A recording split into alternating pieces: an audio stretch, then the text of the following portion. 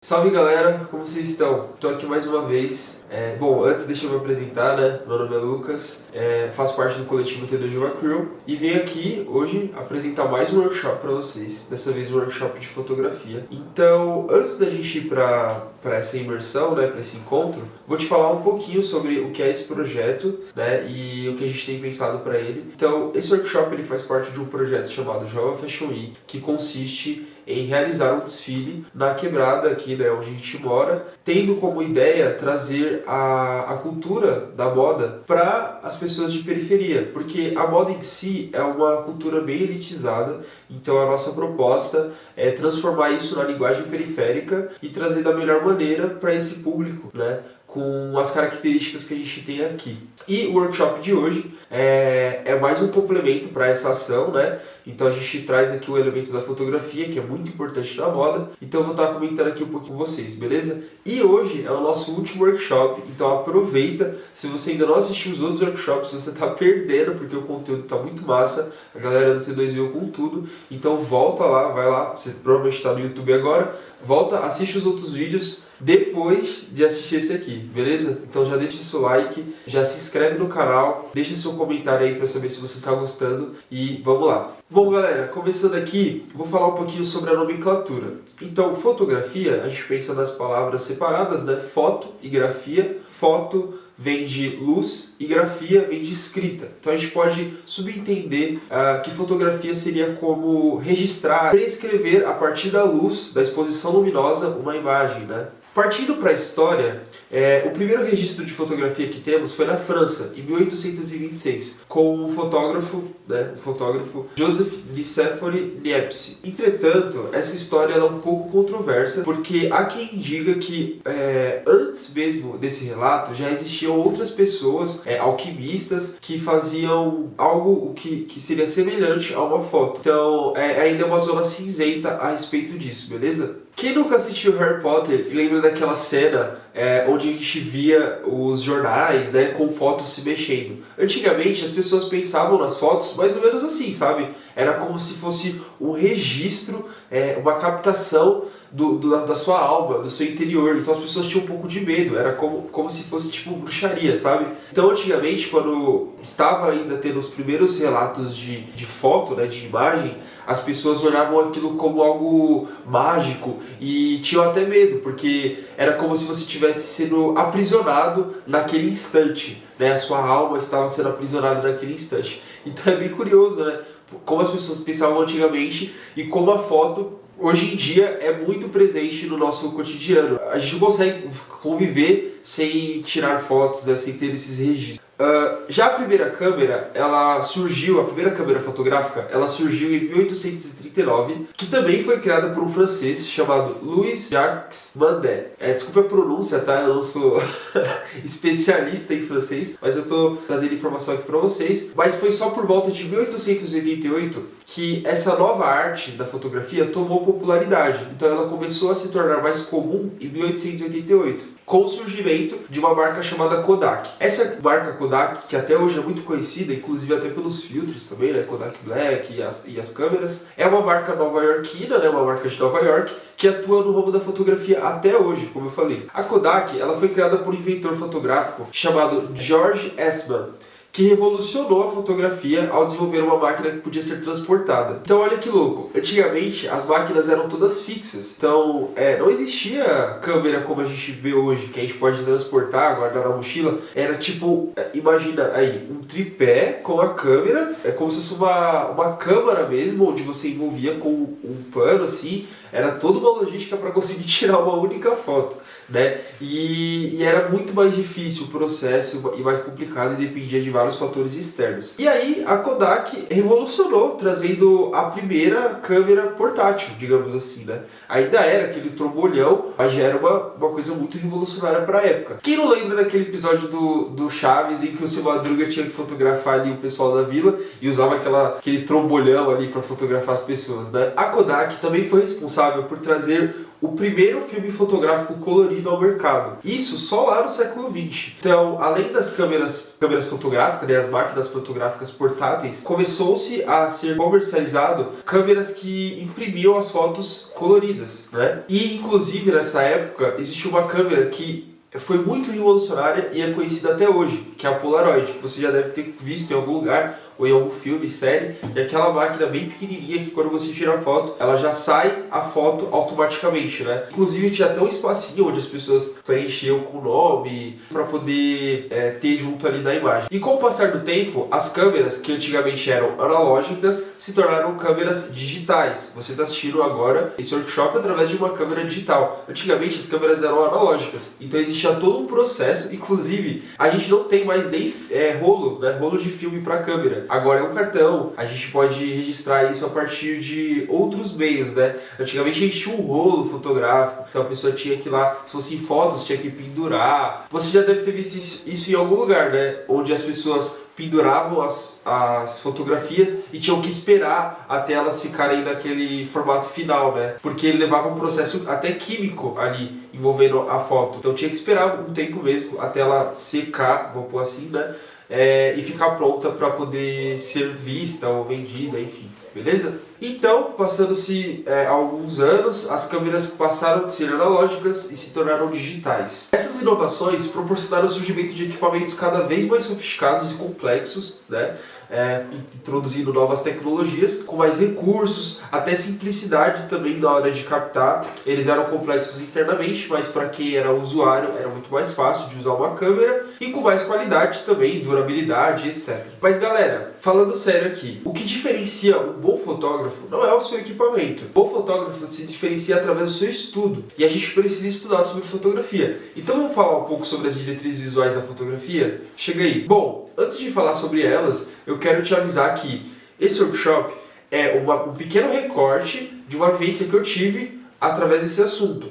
Então, aqui você não vai aprender 100% e não vai sair formado um fotógrafo, tá bom? Se você busca isso, faça um curso de graduação ou um curso de especialização com um direcionamento para isso, beleza? Então, quando eu passar sobre essas diretrizes, eu não vou falar sobre questões mais técnicas como ISO, diafragma, obturador e essas coisas mais específicas sobre câmera ou captação, beleza? Eu vou falar sobre diretrizes visuais, coisas que podem te ajudar na hora de fazer uma captação. Isso serve, inclusive, não só para quem é fotógrafo, mas para pessoas comuns que querem tirar uma selfie, querem fazer uma foto de família, vai viajar e quer levar uma câmera. Então isso pode te ajudar a tirar fotos melhores, beleza? Então vamos lá. Primeira diretriz visual, luz e sombra. Luz e sombra é muitíssimo importante na hora de fazer, seja uma foto ou a captação de um filme. Por quê? São esses dois fatores que vão, digamos assim, que reger todas as outras diretrizes visuais da sua foto ou do seu filme. Quer ver um exemplo legal? Quem já assistiu o filme O Iluminado? Esse filme é muito bacana, é um filme de terror.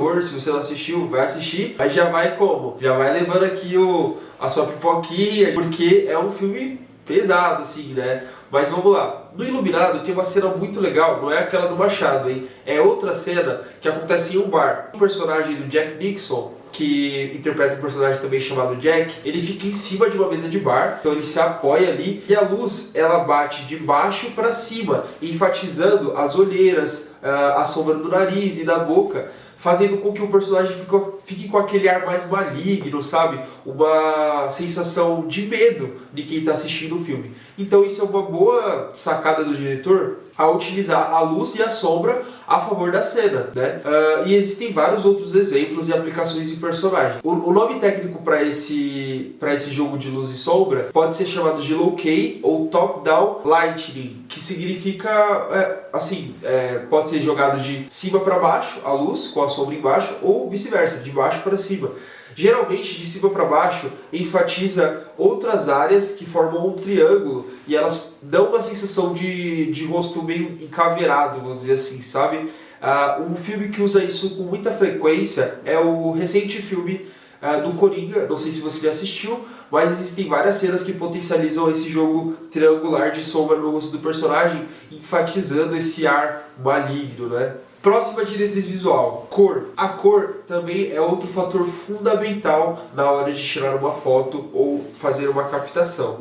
Vou falar um pouco sobre teoria das cores ou psicologia das cores, que é basicamente como as cores se comportam e qual sensação elas trazem a quem está assistindo, certo?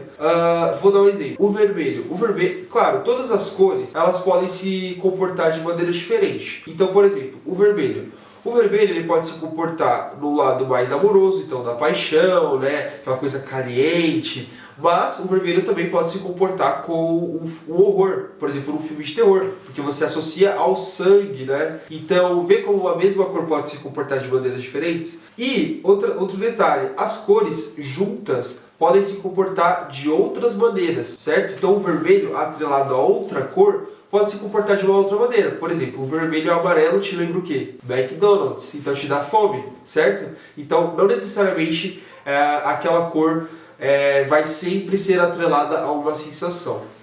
Beleza? E a partir disso existem vários tipos de composição de cor. Então, cores análogas, que são cores que são opostas, digamos assim. Cores complementares, que são cores que se unem facilmente. Cores monocromáticas, que são da mesma paleta, numa escala. Beleza? Esses tipos de aplicações podem te ajudar na hora de fazer uma boa foto ou um bom vídeo. Beleza?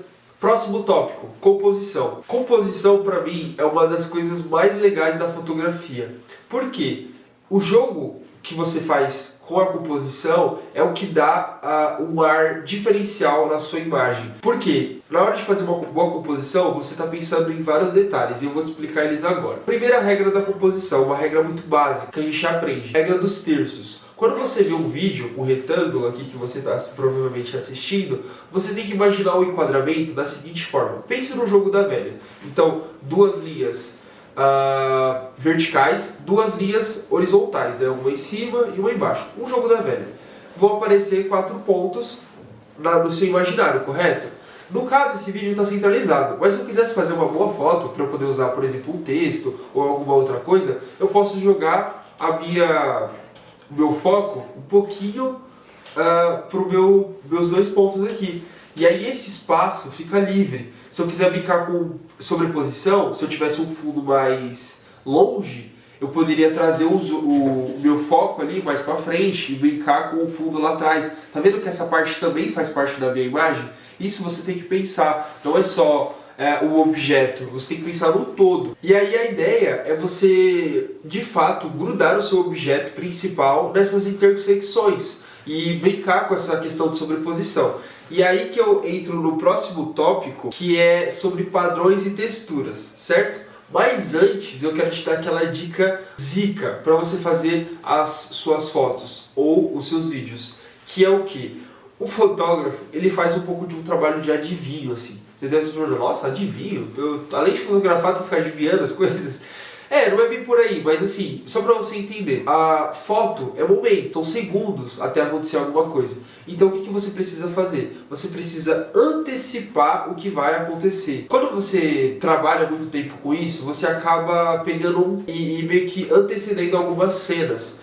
Isso é ótimo, porque você já consegue pensar na composição que você vai fazer, se existem objetos ao fundo para você fazer uma boa sobreposição e fazer uma boa captação. Então, vamos supor, você está num evento e é um evento de dança. E aí você sabe que aquele dançarino vai fazer determinado movimento ou algo parecido. Você já antecipa, pensa no seu quadro, né, no seu enquadramento ali e na sua composição e, se couber ali, fazer uma boa sobreposição, certo? Aí é claro que você já vai estar pensando ali, não sei se você vai ter um flash ou um equipamento de luz para ter aquele jogo de luz e sombra bacana também, como eu havia explicado antes. Mas isso seria esse jogo de adivinho aí, né, do fotógrafo.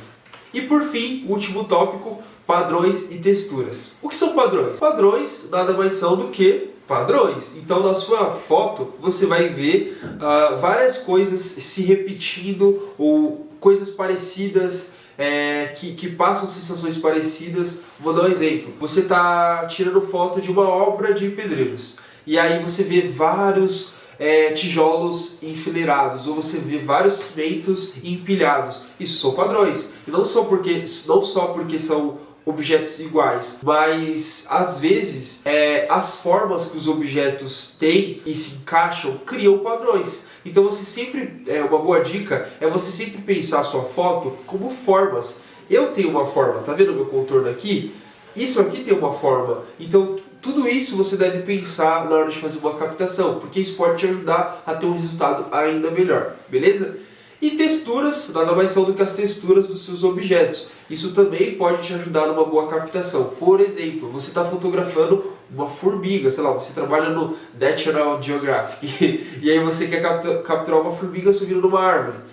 Ali, naquele momento, além da formiga, que é o seu ponto principal, você tem o tronco, e o tronco tem várias linhas. Isso são texturas. Isso pode valorizar, dar mais realismo para a sua foto. Então, você também pode pensar nessas coisas na hora de fazer uma boa captação, beleza? E agora, vamos falar um pouquinho sobre a profissão do fotógrafo, né? O fotógrafo, ele pode atuar em vários tipos de ramos dentro da fotografia. Existem fotógrafos que trabalham mais com produtos, serviços, coisas mais comerciais, né? Existem fotógrafos que vão para um lado mais artístico, que particularmente é o que eu mais gosto, porque te dá maior liberdade, né? Mas é uma coisa mais particular. Existem várias pessoas que gostam muito também de trabalhar com produto.